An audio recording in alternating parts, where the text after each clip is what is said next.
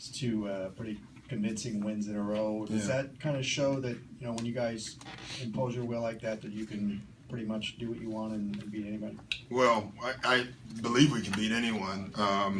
But there will be games when we play well and the other team plays great too, and you have to fight those out. But as I've said earlier, when we play well, you believe that, you can play with anyone, for sure.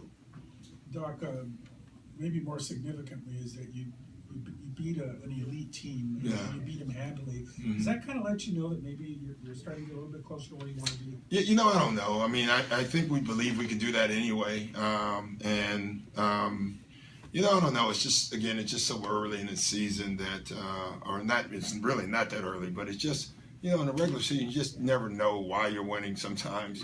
You only can judge your team and not the other team. And so I do think we're playing much better, and that's a good sign. When you look at the box scores, this is kind of a Blake Griffin line that you like to see. I mean, touch the game a lot of different ways. Yeah, he's been phenomenal.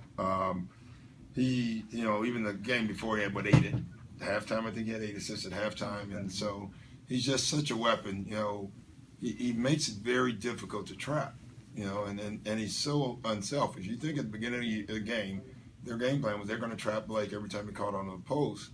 Usually that makes you go away from the post. It actually made us go to the post more because we knew that would create a 2-on-1, and he kept making the right decisions. So it's a good weapon to have. Did you do that last year when teams were double him, or is that something that's... We didn't do it as much, no, for sure. And we work on it. It's something we do work on. Hey, Doctor, there were points in the season when you'd be up by 10 or 12, you'd lose the lead, it'd be a tight game.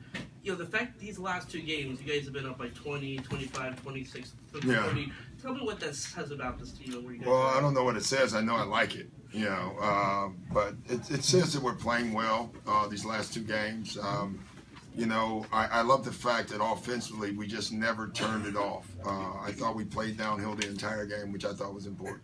You don't want to put too much significance on these games, but was it important to see your team play like this against a team that you may see in the playoffs? It's important that we win the game. Other than that, I don't know how much importance. I think it's important for everyone else, but I don't think it's that important for us. Doc, did you see Joey Crawford get hurt there? Yeah, I was worried. He grabbed me and I helped him to the bench, and I personally thought it was something else, and I was very concerned. So looks like it's a meniscus from what I hear. You don't want to lose Joey, I can tell you that. But the 2 guys did a terrific job. It was back to the way I played with 2 refs. And I instructed our guys that you can get away with more now. It's only 2 guys, only 4 eyes on you. And, but I thought they did a heck of a job. They really did. Doc, I apologize if you already answered this, but Coach Reddick said that this game would be a good thermometer for where the Clippers are. I love that. Do you agree? A good thermometer? Yeah, what does this tell you about the team? Is this a signature win? No, I guess for you guys and everybody else, and I guess for Coach Reddick. But, no, I just expect to win, and when we win, it's great. When we don't win, I'm not very happy. Sometimes we win, I think we can play better. Sometimes we lose, and we played well. At the end of the day, it's about growth. I think we're growing, and that's all you can do right now. How were you able to fluster Rondo so much, and did you think Spencer was capable of that kind of defense? No, it's the first. I don't know if I did fluster Rondo. He just did make shots tonight. They missed some shots tonight too.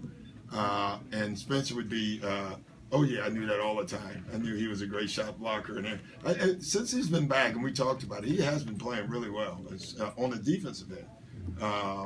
And he thanked me after the game. Lifetime dream for him was to play the 3 spot just once. And he got to do that the last minute of the game. So Spencer's in heaven right now. Doc, I don't know if it's gone official or not, but your son has been traded to Boston. Yeah. It seems like, I don't know, kind of what's your thoughts on that? It's kind of neat. Well, I don't know if it's official or not. I guess I shouldn't have sold my condo. Doc, have you ever thought what it would be like to coach Austin? Is that something that you'd ever want to do? Is that something that you'd want to stay with? No, I would. I think a year ago I probably wouldn't, but I think I would for sure. Yeah, I think this team can handle that. He's a downhill guard, which is something we need. So Yeah, I certainly would. Doc, as far as the team, the way you guys played today was a tremendous performance.